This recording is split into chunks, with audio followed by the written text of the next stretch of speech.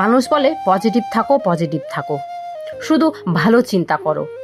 আরে যার জীবনে সবসময় খারাপ হয়েছে, 10 বারের মধ্যে 10 বারই খারাপ হয়েছে, সে কি করে পজিটিভ ভাবতে পারে?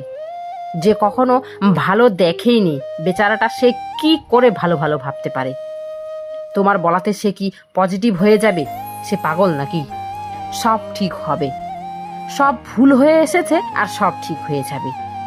আমাদের ভাবতে হবে যে সব খারাপ হয়ে যাক, তাতে আমাদের কি?